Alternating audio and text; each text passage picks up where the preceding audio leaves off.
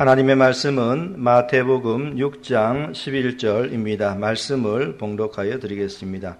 오늘날 우리에게 일용할 양식을 주옵시고. 아멘.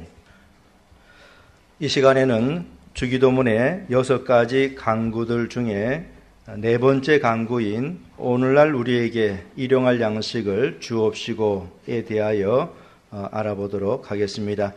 주기도문의 처음 3가지 간구들은 하나님의 영광을 위한 것이었습니다. 이름이 거룩히 여김을 받으시오며 또 나라의 임하옵시며 그리고 뜻이 하늘에서 이룬 것 같이 땅에서도 이루어지다라는 이 3가지 간구들은 모두 하나님의 영광을 위한 그러한 기도였습니다.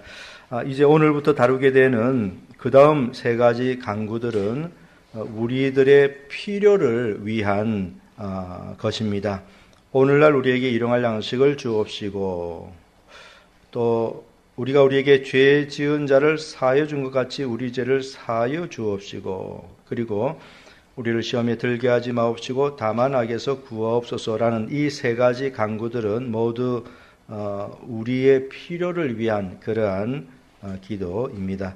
이제 오늘 이 시간에는 주기도문의 4번째 간구인 오늘날 우리에게 일용할 양식을 주옵시고 라는 것에 대해서 알아보도록 그렇게 하겠습니다. 오늘 본문에 보니까 예수님께서는 제자들에게 하나님께 나아가서 기도할 때에 양식을 구하라고 그렇게 가르쳐 주셨습니다. 여기 양식이라고 하는 것은 헬라어로 알토스인데 이것은 곡식가루와 물을 혼합하여 구운 빵을 뜻합니다. 양식 이것은요 곡식가루와 물을 혼합해가지고 반죽하지 않습니까? 그것을 이제 불에다 놓고 구워서 만들어내는 그런 빵을 의미하는 것입니다. 그래서 영어로는 이것이 브레드라고 그렇게 되어 있습니다. 곡식을 재분하면은 그러니까 이제 곡식을 빻는다고 그렇죠. 빻으면은 거기서 고운 가루가 나옵니다. 그러면은 그 가루에다가 물을 섞지요. 물을 적당량 붓고 난 다음에 그것을 이제 반죽을 하게 됩니다. 그래서 이제 그것을 반죽하고 난 다음에 그것을 이제 뜨거운 불 위에다가 놓으면은 빵이 만들어지는 것입니다. 이러한 빵은 고대 사회에서는 생명을 유지하는데 가장 필요하고 중요한 그런 음식이었습니다. 빵은 3단계를 거쳐서 만들어집니다. 첫째는 반죽이지요. 그 곡식 가루 빻은 거 이제 오늘날에는 이제 밀가루죠. 밀가루 거기다가 이제 그 물을 넣고 이제 이 곡식가루와 물만 넣고 그대로 이제 구우면은 구약 성경에서 말하는 누룩이 없는 그런 어떤 빵이 되는 것이죠. 그런데 거기다가 이제 효모 이스트를 이제 넣게 되면은 이제 이게 부풀어 오릅니다. 그래서 이제 곡식가루 빻은 것, 또 물, 효모 이렇게 이제 넣고 반죽을 합니다. 첫 번째는. 두 번째는 이제 그 반죽한 것을 그대로 놓고 일정 온도에서 일정 시간 발효를 시킵니다. 적정 온도에 놓고 이제 어떤 곳에 두게 되면은 발효가 일어나지 않습니까? 그러니까 빵을 만들 때 이제 두 번째 단계는 발효입니다. 세 번째는 굽는 것입니다. 굽기. 그래서 이제 고대 사회에서는 반죽해가지고 발효한 것을 불 위에다 놓고 구웠습니다. 그러면은 이제 빵이 만들어졌는데요.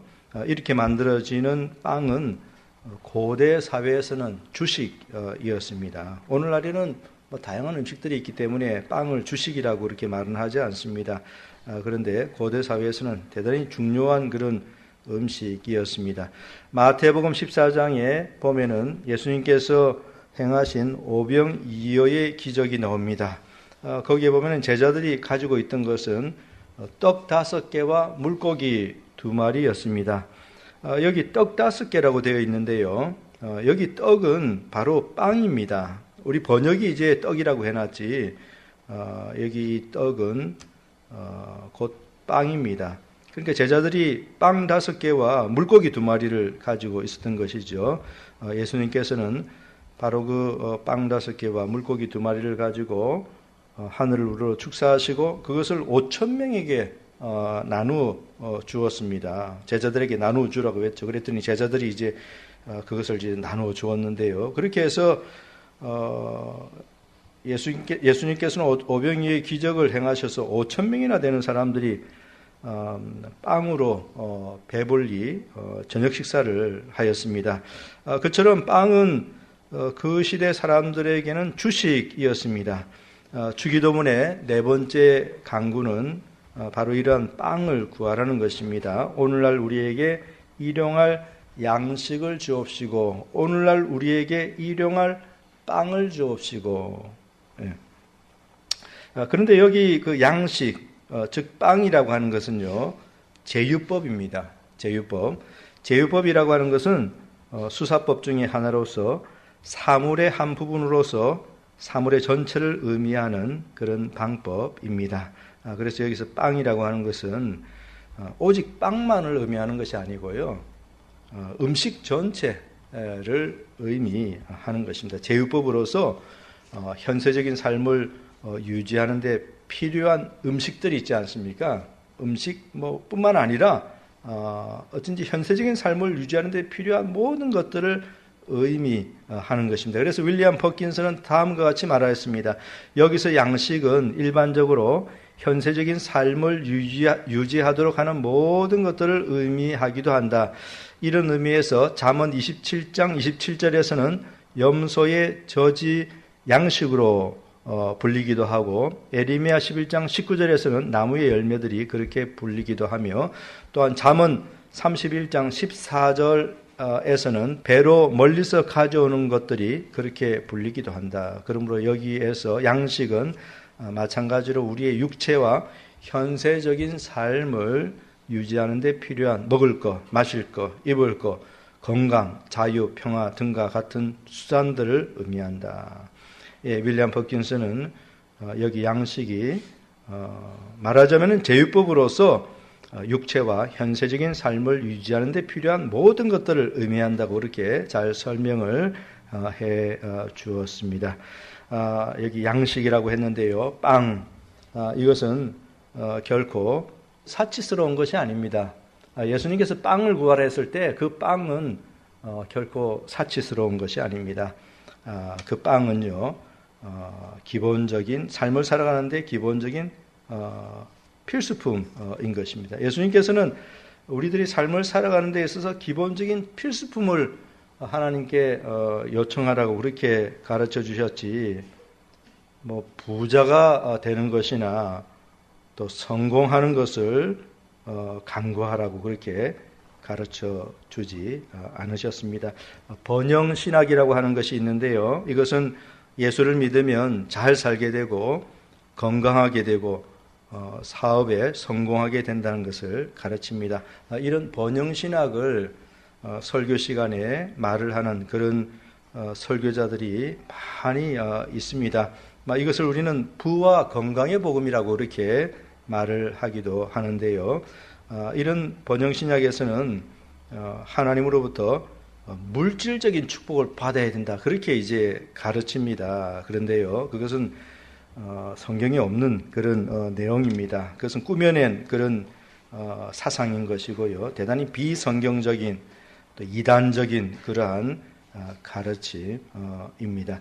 그것은 사람들의 탐욕을 부추기는 그런 경향이 있는 아주 잘못된 그런 가르침인 것입니다. 디모데전서 6장 6절부터 10절까지 보면은 사도 바울은 물질적인 부를 추구하는 것은 대단히 위험한 것이라고 경고를 다음과 같이 해 주었습니다. 그러나 지족하는 마음이 있으면 경건이 큰 이익이 되느니라. 우리가 세상에 아무것도 가지고 온 것이 없음에 또한 아무것도 가지고 가지 못하리니 우리가 먹을 것과 입을 것이 있은즉 족한 줄로 알 것이니라. 부활이 하는 자들은 시험과 올무와 여러 가지 어리석고 해로운 정욕에 떨어지나니 그 사람으로 침륜과 멸망에 빠지게 하는 것이라. 돈을 사랑함이 일만하게 뿌리가 되나니 이것을 사모하는 자들이 미혹을 받아 믿음에서 떠나 많은 근심으로서 자기를 찔렀도다. 여기 사도 바울이 경고해주고 있는 그 말씀들을 한번 보시기 바랍니다. 부하려고 하는 것은 대단히 위험한 일이라고 그렇게 경고하고 있습니다. 또 돈을 사랑하는 거 일만하게 뿌리가 된다고 그렇게 말씀을 했죠. 이런 말씀만 보더라도 번영신학이라고 하는 것, 부와 건강의 복음이라고 하는 것은 크게 잘못된 것임을 우리는 알 수 있습니다. 어떻게 이런 말씀이 있는데도 그와 같이 주장하는 사람들이 있을까요? 그들은 성경을 대단히 편협적으로 보는 사람들인 것입니다.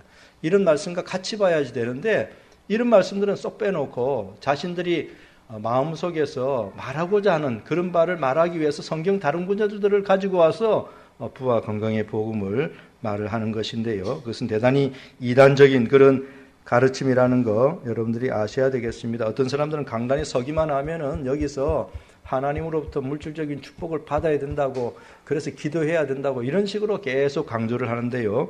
성경에 없는 거짓된 그런 가르침인 것을 여러분들은 분명히 알아야 되겠습니다. 오늘 예수님께서 이 주기도문의 중요한 그 기도 속에 만약 번영신학이 옳은 것이라면 분명히 여기서 예수님께서 빵을 구하라 이러지 않고요.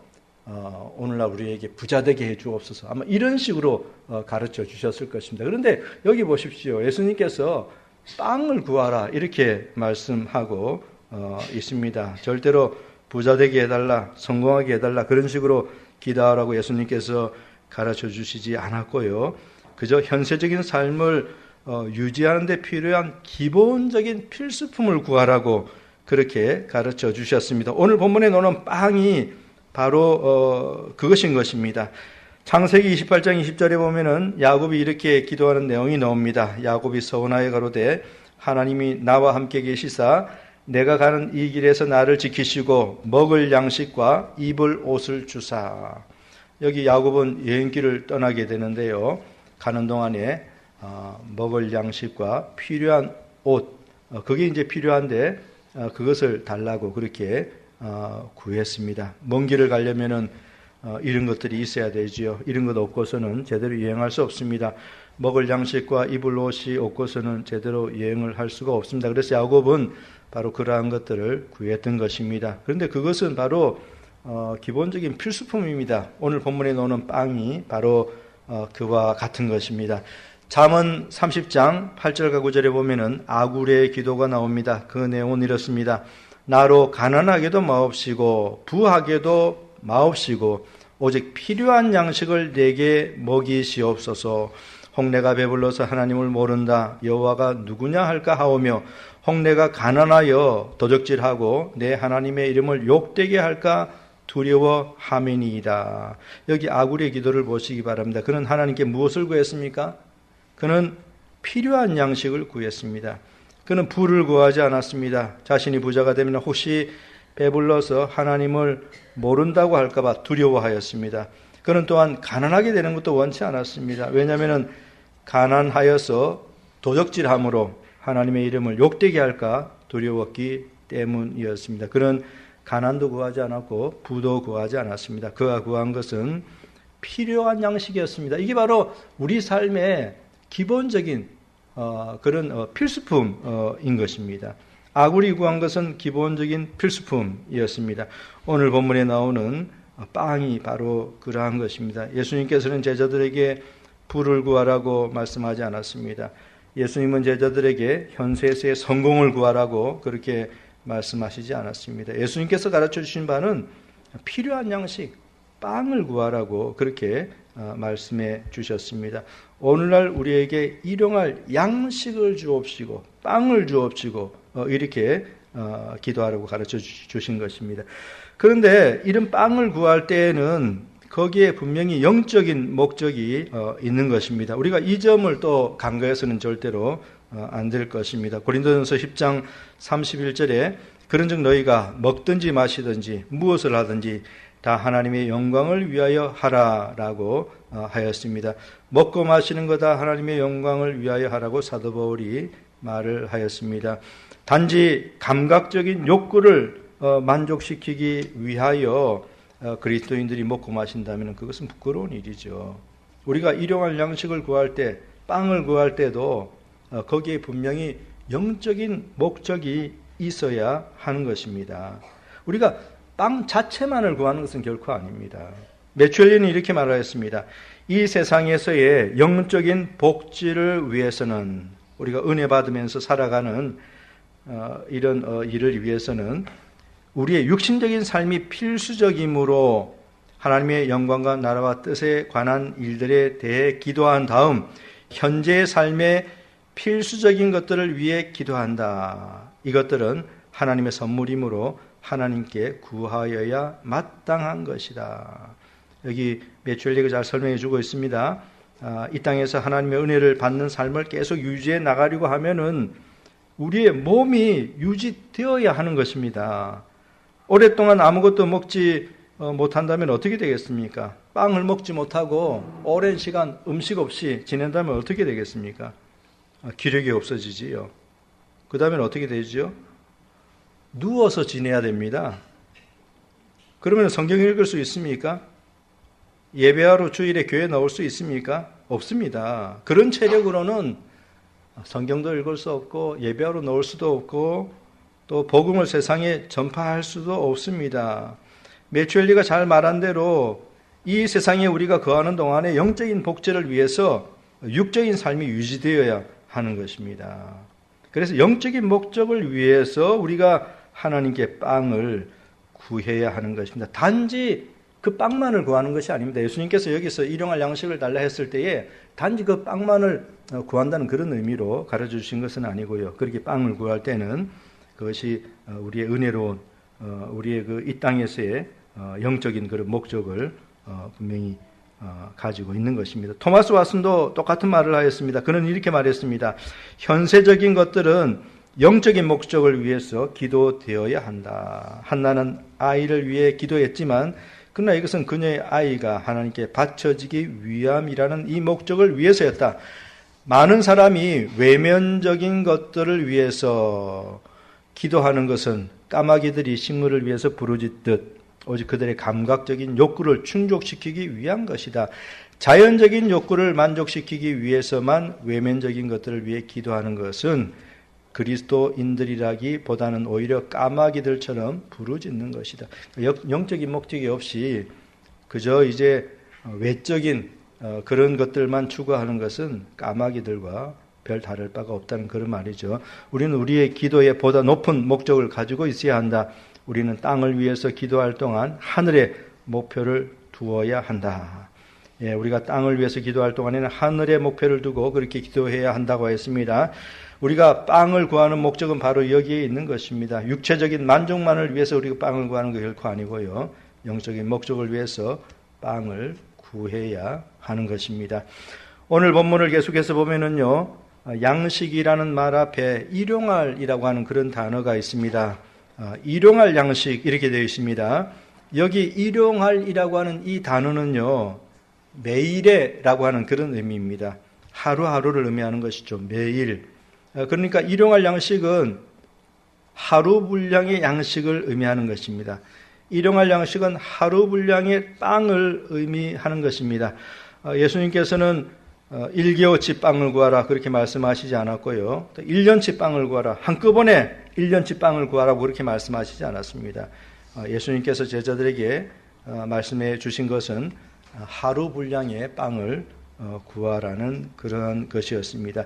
이스라엘 백성들이 출애굽한 후에 광야로 들어갔을 때에 하늘에서 만나가 내렸습니다. 그런데 그 하늘에서 내린 만나는요, 하루 먹을 분량만 주어졌습니다. 대단히 중요한 점이죠. 하루 먹을 분량만 주어졌습니다. 이거 내일 또 모레 며칠치를 내가 이제 예배해 놓아야 되겠다고 그렇게 자기 집에 장막에 가져오 본들 소용이 없습니다. 오늘 먹을 분량만 먹고 나면은 나머지들은 다 썩어서 더 이상 먹지 못합니다. 이 광야에서 내려진 그 만나는 오직 하루 먹은 분량만 주어졌고요. 그거 더 많은 거 모아다가 가져왔자 아무런 소용이 없는 것이었습니다. 출애굽기 16장 19절부터 21절까지 그 내용이 나옵니다. 모세가 그들에게 이르기를 아무든지 아침까지 그것을 남겨두지 말라 하였으나 그들이 모세의 말을 청종치 아니하고 더러는 아침까지 두었다가 벌레가 생기고 냄새가 난지라. 모세가 그들에게 노하니라. 무리가 아침마다 자기 식량대로 거두었고 해가 뜨겁게 쪼이면 그것이 쓰러졌더라 라고 하였습니다. 이스라엘 백성들은 하루 먹을 분량의 만나를 거두어들이면 그것으로 충분하였습니다. 왜냐하면 내일이 되면은 또 하늘에서 만나가 내려오기 때문인 것입니다. 그럼 내일 하루 분량만 거두어서 먹으면 되는 것입니다. 그래서 모세는 다음날 아침까지 그 만나를 남겨두지 말라고 그렇게 말을 하였는데도 그들은 모세의 말을 듣지 않고요. 만나를 많이 거두어서 그 다음날까지 두었습니다. 그랬더니 그 다음날이 되니까 어떻게 되었습니까? 그 다음날 되니까 그 만나에 벌레가 생기고 냄새가 나서 그것을 먹지 못하게 되었던 것입니다. 그러니까 그 다음날 끝까지 거둬봤자 아무런 소용이 없었습니다. 만나는 정확하게 하루 분량의 먹을 것이 그들에게 주어졌습니다. 오늘 본문에 나오는 일용할이라고 하는 이 단어가 바로 그것을 의미하는 것입니다. 오늘 하루 먹을 분량의 양식을 구하라는 것입니다. 일평생 먹을 것을 구하라는 것이 아니고요. 일평생 한꺼번에 먹을 거 달라 이거 구하라는 것이 아니고 오늘 하루 먹을 양식을 하나님께 구하라고 그렇게 예수님께서 가르쳐 주셨던 것입니다. 그렇다면 내일의 양식은 어떻게 되는 것일까요? 내일의 양식. 그건 하나님의 섭리에 맡겨야 하는 것입니다. 하나님의 섭리에 맡겨야 됩니다. 하나님께서 오늘 우리에게 일용할 양식을 주셨죠. 그러면 그것으로 우리는 만족하고 내일은 하나님의 섭리에 맡겨야 됩니다. 또 우리는 내일 일을 알지 못합니다. 마태복음 6장 34절에 그러므로 내일 일을 위하여 염려하지 말라. 내일 일은 내일 염려할 것이요 한날 괴로움은 그날에 족하니라 라고 하였습니다. 우리는 내일 일을 알지 못합니다. 야고보서 4장 13절부터 15절까지에도 같은 내용의 말씀이 있습니다. 들으라 너희 중에 말하기를 오늘이나 내일이나 우리가 아무 도시에 가서 거기서 1년을 유하며 장사하여 일을 벌이라 하는 자들아 내일 일을 너희가 알지 못하는도다. 여기서 야고보서도 똑같이 내일 일을 너희가 알지 못한다 그렇게 말씀했습니다. 너희 생명이 무엇이뇨? 너희는 잠깐 보이다가 없어지는 안개니라. 너희가 도리어 말하기를 주의 뜻이면 우리가 살기도 하고 이것저것을 하리라 할 것 이거늘이라고 하였습니다. 예, 내일 일을 우리가 결코 알지 못합니다. 오늘이라는 시간이 우리에게 주어져 있을 뿐인 것입니다. 그렇기 때문에 우리들은 오늘에 필요한 양식을 구해야 하는 것입니다. 내일 일을 우리가 알지 못하는데 내일 양식을 구한다? 이거 어리석은 것이죠. 오늘이라는 시간이 우리들에게 주어져 있기 때문에 우리들은 오늘 필요한 양식을 구해야 되고요. 내일의 양식은 어떻게 해야 된다고요? 내일의 양식은 하나님의 섭리에 다 맡겨 놓아야 하는 것입니다. 그러나 탐심이 많은 사람들은 절대 이런 말씀을 듣지 않지요. 하루 분량 양식에 만족하지 않습니다. 평생 먹을 것을 가득 쌓아 놓아야지 마음이 놓이는 그런 사람들이 있습니다. 그러한 사람들은 불신앙자들이고요. 그들은 하나님을 전적으로 신뢰하지 않는 그러한 사람들인 것입니다. 예수님께서는 제자들에게 무엇을 먹을까, 무엇을 마실까, 무엇을 입을까 염려하지 말라고 그렇게 말씀하셨습니다. 하나님을 신뢰하지 않으니까 그런 것들을 염려하는 것이죠.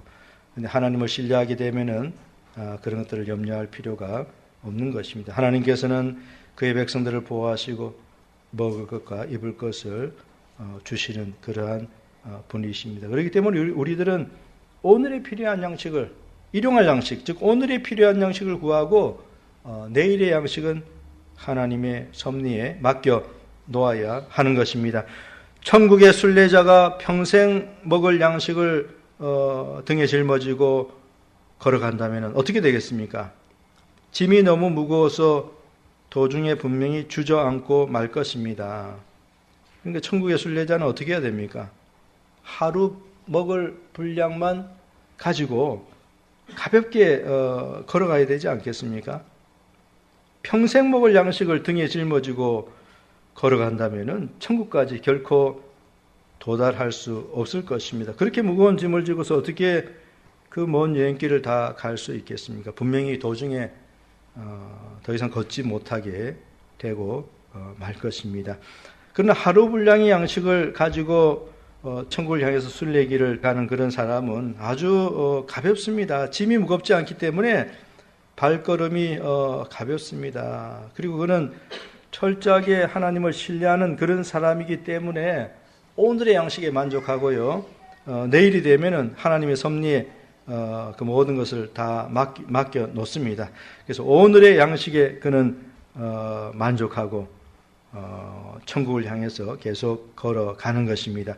그의 발걸음은 아주 가볍고 그러한 사람이 이제 천국을 향해서 끝까지 나아갈 수 있게 되는 것입니다. 사랑하는 성도 여러분, 예수님께서 그 하루치 분량의 양식을 구하라, 하루치 분량의 빵을 구하라 그렇게 말씀을 하셨습니다.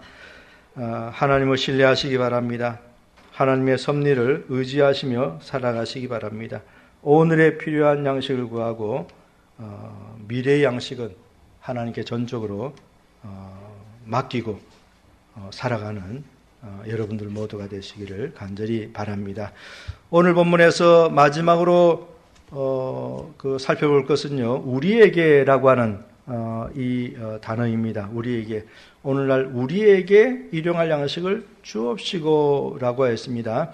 여기 나에게라고 그렇게 말하지 않았고요, 우리에게라고 그렇게 말을 하였습니다. 주기도문의 네 번째 강구는 오늘날 나에게 일용할 양식을 주세요라고 그렇게 기도하는 것이 아니라 오늘날 우리에게 일용할 양식을 주세요 이렇게 기도하는 것입니다. 왜 예수님께서 나에게라고 그렇게 하지 않고 우리에게라고 그렇게 말씀을 하셨을까요? 이것은요, 우리들이 기도할 때에 공적인 정신을 가져야 한다는 것을 가르쳐 주고 있는 것입니다. 나 자신만을 위한 기도가 아니라 다른 사람들을 위해서도 기도해야 한다는 것을 예수님께서 우리들에게 가르쳐 주신 것입니다. 에베소서 6장 18절에 구하기를 항상 힘쓰며 여러 성도들을 위하여 구하고라고 하였습니다. 여러 성도들을 위하여 기도하라 이렇게 말을 하였습니다. 바로 이 정신인 것이죠. 오직 나만을 위해서 기도하는 것, 오직 나의 양식만을 위해서 기도하는 것, 그거 잘못된 것이라는 것입니다. 우리 모두를 위한 양식을 달라고 그렇게 기도하라고 하였습니다. 우리가 주기도문을 배우면서 처음에 하늘에 계신 우리 아버지여라고 그렇게 한 내용에 대해서 배우지 않았습니까? 이것도 공적인 정신이라고 했는데요. 우리 아버지라고 했습니다. 나의 아버지, 물론 나의 아버지라고 우리가 부를 수도 있지만은 주기도문에서는 우리 아버지여라고 그렇게 부르라고 하였습니다. 그러니까 우리 아버지니까 그리스도인들은 모두 형제 자매들인 것이죠. 그리스도인들은 모두 하나님의 그 가족의 일원입니다. 그러니까 그런 공적인 정신을 가지고 기도해야 하는 것입니다. 일용할 양식을 구할 때도 오로지 나에게만 그것을 달라고 그렇게 기도해서는 안 되는 것이고요.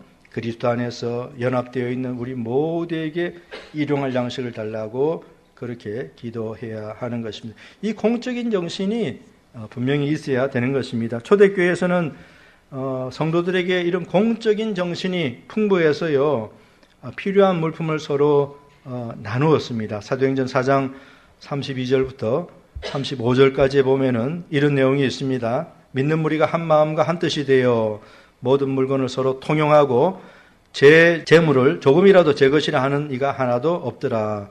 사도들이 큰 권능으로 주 예수의 부활을 증거하니 무리가 큰 은혜를 얻어 그 중에 핍절한 사람이 없으니 이는 밭과 집 있는 자는 팔아 그 판 것의 값을 가져다가 사도들의 발 앞에 두매 저희가 각 사람의 필요를 따라 나눠줌이르라 라고 하였습니다. 여기 초대교회의 아름다운 성도들의 모습이 보여지는데요. 그들 모두는 공적인 정신을 가지고 있었습니다. 그들은 다른 성도들의 삶에 지대한 관심을 가지고 있었습니다. 그들은 절대 자기 자신들의 이익만을 추구하는 그런 자들이 아니었고요. 그리스도 안에서 형제 자매된 다른 성도들의 삶에 아주 크게 관심을 가지고 있었습니다. 그러니까 필요한 물품들을 나누어 준 것 아니겠습니까? 오늘 본문에서 우리에게라고 하는 이 단어가 바로 이러한 공적인 정신을 의미하는 것입니다. 그럼에도 불구하고 안타깝게도 어떤 그리스도인들은 오직 자신들의 안락한 삶만을 추구하는 그런 자들이 있습니다. 그들은 다른 그리스도인의 처지에 대해서는 전혀 관심을 기울이지 않습니다. 오로지 자기 자신들만 그저 그냥 잘 편안한 안락한 삶만 누리면 된다고 그렇게 생각하지요.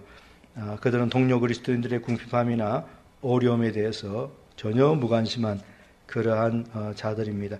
야고보 사도는 그러한 신자들이 가지고 있는 믿음을 죽은 믿음이라고 그렇게 말을 하였습니다. 야고보서 2장 15절부터 17절까지의 그 내용이 나옵니다. 만일 형제나 자매가 헐벗고 일용할 양식이 없는데 너희 중에 누구든지 그에게 이르되 평안히 가라, 더욱게 하라, 배부르게 하라 하며 그 몸에 쓸 것을 주지 아니하면 무슨 이익이 있으리요? 이와 같이 행함이 없는 믿음은 그 자체가 죽은 것이라. 야고보 사도는 형제 자매를 돌아보지 않는 그런 신자들의 믿음을 죽은 믿음이라고 그렇게 말을 하였습니다. 그 믿음은 그 자체가 죽은 것이라 라고 했습니다. 오직 자기밖에 모르는 그런 신자가 있다면 그 신자의 믿음은 죽은 것이죠. 예수님께서 오늘 이 기도를 가르쳐 주시면서 오늘날 오직 나에게 일용할 양식을 주옵시고 이렇게 기도하라고 가르쳐 주신 것이 아니라 공적인 정신을 가지고 오늘날 우리에게 일용할 양식을 주옵시고라고 그렇게 기도하라고 하였습니다. 오늘날 우리에게 일용할 양식을 주옵시고. 이제 말씀을 맺도록 하겠습니다. 오늘 저는 주기도문의 네 번째 강구인 오늘날 우리에게 일용할 양식을 주옵시고에 대해서 말씀을 드렸습니다. 우리가 이러한 강구를 천국에 들어가기 전까지 매일 해야 합니다. 천국에 들어가게 되면은 그때는 더 이상 현세적인 삶을 유지하는 데 필요한 일용할 양식이 필요치는 않은 것이죠. 천국에 들어가고 나면은 더 이상 일용할 양식은 우리들에게 필요하지 않습니다. 이스라엘 백성들이 가나안 땅에 들어갔을 때에 어떻게 되었습니까? 만나가 더 이상 그들에게 내리지 않았습니다. 그들은 가나안 땅에 들어가서 그 땅에서 나는 열매를 먹고 이제 살아갈 수 있었던 것이죠. 우리들도 하늘의 가나안에 들어가게 되면은 더 이상 이 땅에서의 일용할 양식은 필요가 없게 되는 것입니다. 그러나 천국에 들어가기 전까지는 우리들에게 매일 일용할 양식이 필요합니다. 왜냐하면 우리들은 지금 현재는 천국의 순례자들이기 때문인 것입니다. 우리들은 현재 천국을 향해서 순례길을 걸어가고 있는 그런 사람들입니다. 우리는 지금 부지런히 천국을 향해서 걸어가고 있지요. 이런 천국의 순례자로서의 삶에서는 육체와 현세적인 삶을 유지하는데 일용할 양식이 절대적으로 필요합니다. 그렇기 때문에 우리들은 천국에 들어가는 그 순간 바로 전까지 이 주기도문의 네 번째 강구 이것을 매일 해야 하는 것입니다. 일용할 양식을 달라는 이러한 강구를 우리가 매일 천국에 들어가기 전까지는 할 필요가 있는 것입니다. 우리들은 하나님의 보좌 앞에 나아가서 기도할 때에 이 땅에 일용할 양식이 더 이상 필요치 않을 그때까지 우리들을 매일 먹여달라고 그렇게 강구해야 하는 것입니다.